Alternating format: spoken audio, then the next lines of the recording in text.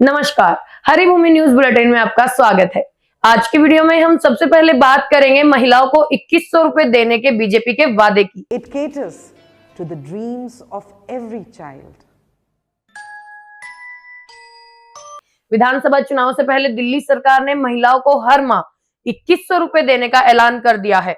इस ऐलान के बाद अब हरियाणा में भी सवाल उठने शुरू हो गए हैं कि बीजेपी महिलाओं को 2100 रुपए देने का जो वादा था वो कब पूरा करेगी। आपको बता दें कि बीजेपी ने भी विधानसभा चुनाव से पहले ऐलान किया था कि भाजपा की सरकार बनने पर सरकार महिलाओं के खाते में हर महीने 2100 रुपए डालेगी। अब सरकार बने 2 महीने से ऊपर हो चुके हैं, लेकिन बीजेपी ने अपने वादे को पूरा नहीं किया है। हालांकि मुख्यमंत्री नायब सिंह सैनी ने जवाब दिया है कि जल्दी ही हम हरियाणा की महिलाओं को 2100 रुपए देने का काम करेंगे। उनका कहना है कि अब जो बजट सत्र आएगा उसमें हम 2100 रुपए को लेकर प्रावधान कर देंगे। उसके बाद महिलाओं को 2100 रुपए मिलना शुरू हो जाएंगे। भले ही सीएम सैनी महिलाओं को 2100 रुपए देने की बात कर रहे हो, लेकिन सूत्र बताते हैं कि ये योजना जल्द सिरे नहीं चढ़ने वाली। महिलाओं को हर महीने मुफ्त राशि बांटने से पहले हरियाणा सरकार को केंद्र सरकार के पास प्रपोजल भेजना पड़ेगा, जिसमें कई टेक्निकल इश्यूज आड़े आ सकते हैं। और आपको बता दें कि इस समय हरियाणा पर लगातार कर्ज बढ़ता जा रहा है। हाल ही में कर्जे को लेकर पूर्व मुख्यमंत्री भूपेंद्र सिंह हुड्डा ने गहरी चिंता जताते हुए कहा था कि हरियाणा अब तक 4,51,368 करोड़ का कर्जा हो चुका है। इसमें आंतरिक कर्ज 3,17,982 crore, small saving 44,000 crore, board व कॉर्पोरेशन 43,955 करोड़, बकाया बिजली बिल व सब्सिडी का 46,193 करोड़ का कर्ज भी शामिल है। मौजूदा वक्त में हरियाणा पर जीएसडीपी का 41.2% कर्जा हो गया है, जो कि 33% की मानक सीमा से कई अधिक है। भले ही सरकार के आंकड़े अन्य राज्यों की तुलना में ठीक हो, लेकिन ये तय है कि पिछले काफी समय से हरियाणा पर लगातार कर्जा बढ़ता जा रहा है। ऐसे में जल्द प्रदेश की हर महिला के खाते में प्रति माह 2100 रुपए डालना सैनी सरकार के लिए शायद आसान नहीं होगा। अब बात करते हैं शादियों में धड़ल्ले से हथियारों के प्रयोग की। हरियाणा में शादी के जश्न मनाने का तरीका अब खतरनाक रूप लेता जा रहा है। हवा में गोलियां चलाने का चलन, जो कभी उत्सव का प्रतीक माना जाता था, अब सीधे जानलेवा घटनाओं में बदलता दिख रहा है। कल रात फरीदाबाद में शादी की रिसेप्शन पार्टी में वेटर की हत्या इसका ताजा उदाहरण है। फरीदाबाद में एक शादी की रिसेप्शन पार्टी के दौरान खाना ऑर्डर करने के बाद सर्विस में देरी को लेकर हुए विवाद में वेटर की गोली मारकर हत्या कर दी गई। ये घटना सेक्टर 49 सैनिक कॉलोनी की है, जहां कॉकटेल पार्टी के दौरान दूल्हे के भाई के दोस्त ने वेटर की छाती में गोली मार दी। गोली लगने के बाद वेटर जमीन पर गिर पड़ा। साथ ही वेटरों से उसे अस्पताल पहुंचाया, जहां डॉक्टरों ने उसे मृत घोषित कर दिया। घटना के बाद शादी की पार्टी में अफरा तफरी मच गई। पुलिस ने इस मामले में 2 युवकों को हिरासत में ले लिया है। अब अगली खबर है शंभू बॉर्डर से।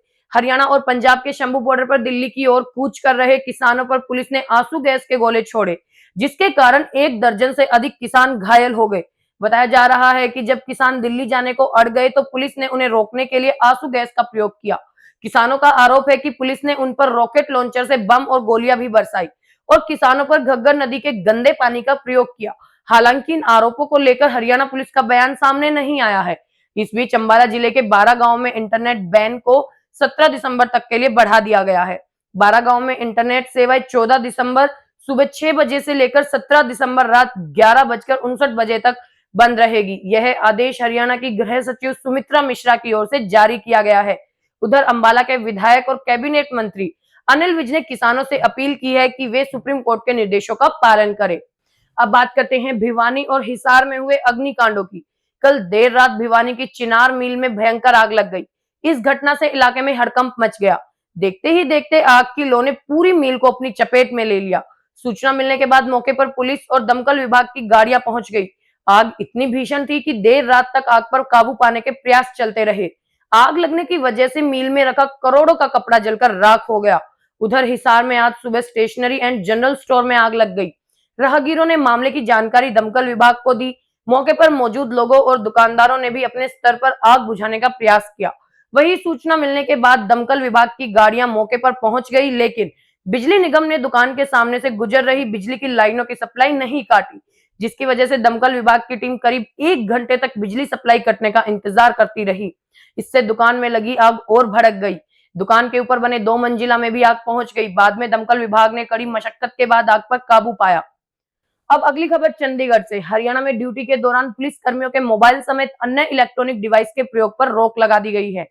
पुलिस हेडक्वार्टर से जारी किए गए आदेश के अनुसार ड्यूटी के दौरान मोबाइल या अन्य इलेक्ट्रॉनिक कम्युनिकेशन डिवाइस के इस्तेमाल से कर्मचारियों का ध्यान भटकता है। इससे लोगों की सुरक्षा में खलल का खतरा होता है। पुलिस की छवि भी खराब होती है। इसको देखते हुए ड्यूटी के दौरान मोबाइल और अन्य इलेक्ट्रॉनिक डिवाइस के इस्तेमाल पर रोक लगाने का फैसला लिया गया है। पुलिस कर्मचारी अपने नंबर की जानकारी यूनिट प्रभारी को देंगे। में बात करते हैं हरियाणा के फायर ब्रांड मंत्री अनिल विज की। अनिल विज ने कैथल में नगर परिषद के एक्शन समेत 5 विभागों के अधिकारियों के खिलाफ केस दर्ज करने के आदेश दिए हैं। जी हां, आरोप है कि इन अधिकारियों ने प्रदूषण कंट्रोल बोर्ड द्वारा किया गया 20 लाख रुपए का जुर्माना नहीं भरा था। इससे पहले मंत्री विज ने कैथल की डीसी को भी फटकार लगाई। समस्या लेकर आए लोगों को उन तक पहुंचने से रोकने पर वो प्रशासन पर भड़क गए। मंत्री अनिल विज कैथल में ग्रीवेंस कमेटी की मीटिंग में लोगों की समस्याएं सुन रहे थे। कैबिनेट मंत्री अनिल विज के सामने ग्योंग ड्रेन में गंदा पानी डालने का मामला उठा। प्रदूषण नियंत्रण बोर्ड की तरफ से नवंबर के पहले सप्ताह में इस मामले में 5 सरकारी विभागों पर कार्रवाई भी की थी। बोर्ड ने सभी विभागों पर 20 लाख रुपए का जुर्माना लगाया था। जिस विभाग की तरफ से ग्योंग ड्रेन में जितना गंदा पानी डाला जा रहा था उसके हिसाब से ही जुर्माना तय किया गया था। बोर्ड की ओर से संबंधित विभागों को 15 दिनों तक जुर्माने की राशि भरने का आदेश था। हरियाणा की ऐसी ही मुख्य खबरों से जुड़े रहने के लिए हमारे चैनल पर बने रहिए।